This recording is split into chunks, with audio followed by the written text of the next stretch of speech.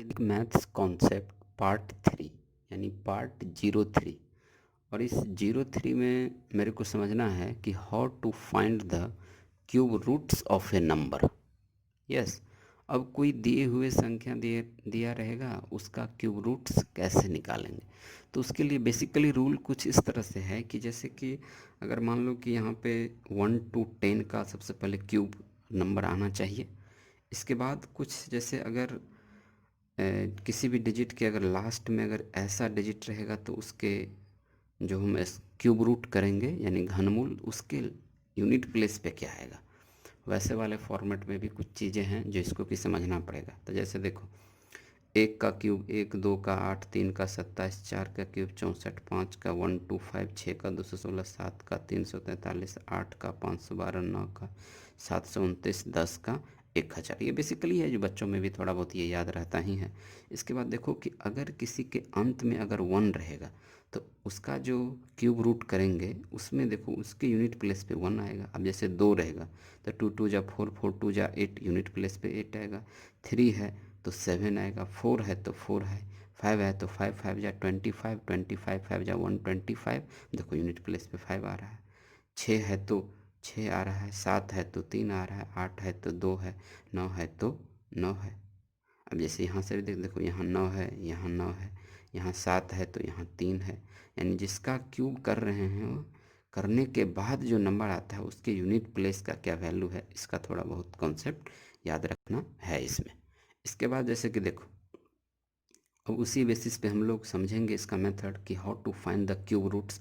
अब एक नोट करके याद रखेंगे कि जैसा एक नोट्स कहता है कि जिस संख्या के जिस डिजिट के लास्ट में 0 हो तो उस नंबर का क्यूब रूट पूरा पूरा तभी आप बता सकते हो जब उस नंबर के लास्ट में जीरोज की संख्या यानी 0 की जो संख्या है वो या तो 3 जीरोज होगा या उस 3 के मल्टीपल में जीरोज की संख्या होगा।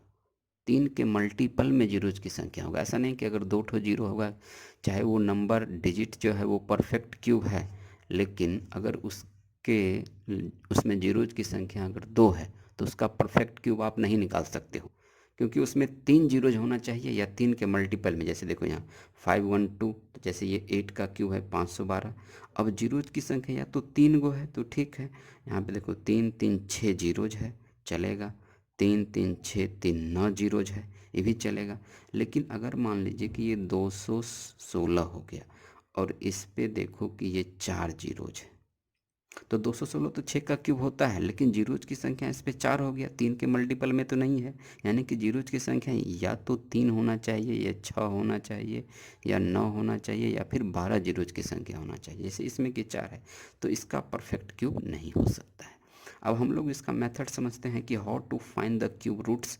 अब देखो, इस मेथड का एक डिसएडवांटेज ये है कि इसमें से उसी संख्या का आप क्यूब रूट अच्छे से निकाल पाओगे जिसका परफेक्ट होता होगा। अगर परफेक्ट नहीं है तो हमारे पास नहीं है मेथड कि उसको आप अभी निकाल पाओगे। तो जिसका परफेक्ट आता है तो वही चीज़ आता है। देखो, अब ये भी बात है कि थेथरोलॉजी पॉइंट ऑफ व्यू से कोई डिस्कस भी करता है कि अगर ऐसा हो गया तो क्या हो गया।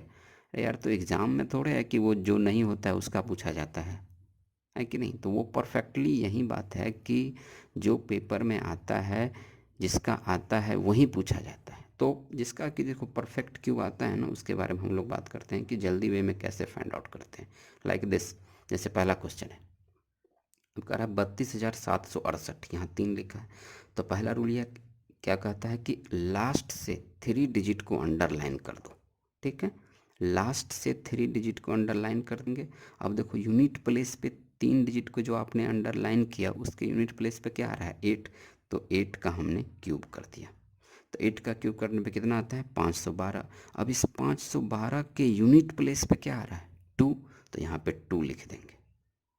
ठीक, उसके बाद अब देखो 3 डिजिट अंडरलाइन करने के बाद कितना बच रहा है, 32। तो अब मेरे को सोचना है कि किस नंबर का क्यूब 32 के आसपास आ रहा है। ज़्यादा नहीं होना चाहिए, एक्सीड नहीं होगा। तो जैसे देखो कि 2 का क्यूब 8, 3 का क्यूब 27 होता है, तो 32 के आसपास था। लेकिन 4 का क्यूब 64, तो जो कि ज़्यादा हो गया। तो 3 का क्यूब आ रहा है 27, तो यहाँ पे 3 लिख देंगे। बस ये हो गया इसका क्यूब। इसी तरह नेक्स्ट जैसे देखो, अब एक है कि अंडर रूट 39,304। अब देखो इसमें क्या है कि वही बात फिर अंडरलाइन कर दीजिए 3 डिजिट को, तो उसके जो डिजिट आपने अंडरलाइन किया 3 डिजिट, उसके यूनिट प्लेस पे क्या आ रहा है 4। फिर 4 का क्यूब कर दो, कितना हो गया 64। 64 के यूनिट प्लेस पे क्या है 4, तो पहला डिजिट 4 होगा।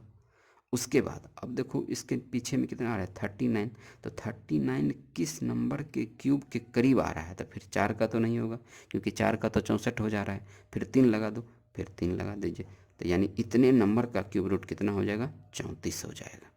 नेक्स्ट देखिए, इसमें नेक्स्ट में क्या है 1061,208, तो फिर वही अंडरलाइन लास्ट के 3 डिजिट कर दीजिए, कितना आया 208। 8 का फिर क्यूब कर दीजिए, कितना आया 512। 512 का यूनिट प्लेस क्या है 2 लिख दो। उसके बाद देखो कितना है, उसके बाद है 1061। तो अब देखो किस नंबर का क्यूब 1061 आता है। अब जैसे देखो 9 का क्यूब होता है 729, तो बहुत छोटा हो गया, एकदम करीब जाना है। फिर 10 का क्यूब कितना होता है 1000। 11 का कितना हो जाता है, 11 का हो जा रहा है आपको, 11 का क्यूब हो जाता है 1331। तब देखो ये तो बड़ा हो गया, तो बड़ा नहीं उसके करीब जाना है, तो यहाँ पे 10 लगा दीजिए। 2 पहले से था उसमें 10 अटैच कर दीजिए। तो इस तरह से इसको अब आप समझ सकते हो कि कैसे करें। जैसे देखो ये है, तो अंडरलाइन 3 डिजिट, यूनिट प्लेस पे क्या है 3। 3 का क्यूब करेंगे तो कितना हो 27। 27 के यूनिट प्लेस पे क्या है 7, यहाँ पे 7 लिख दो। अब उसके बाद देखो 300 आया, तो 300 देखते हैं कि 6 का क्यूब कितना होता है 216। 7 का कितना हो गया 343, तो ये तो ज़्यादा हो गया, तो ज़्यादा वाले को नहीं लेंगे, उससे कम उसके करीब। तो जैसे इसके बाद कितना हो गया 6 लगा दीजिए, वहाँ पे 67 हो गया। तो इस तरह से आप किसी भी नंबर का अगर परफेक्ट जिसका क्यूब आता होगा, उसको आप आसानी वे में इस तरह से कैलकुलेट कर सकते हो।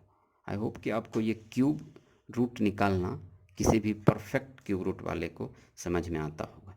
अब जैसे देखो अगर आप ज़्यादा के लिए करना चाहते हो, तो इस तरह से आप ये है कि आप इतना का आप बना सकते हो। जैसे देखो ये दिया हुआ है, यहाँ से लेकर के यहाँ तक आप इसको लिख करके आप आई होप कि सॉल्व कर सकते हो, कि ट्राई करके क्या कि इस तरह से आप बनाइए। जैसे देखिए एक बार फिर हम देखते हैं किसी एक का। अब जैसे मान लो कि ये है 15,625 है।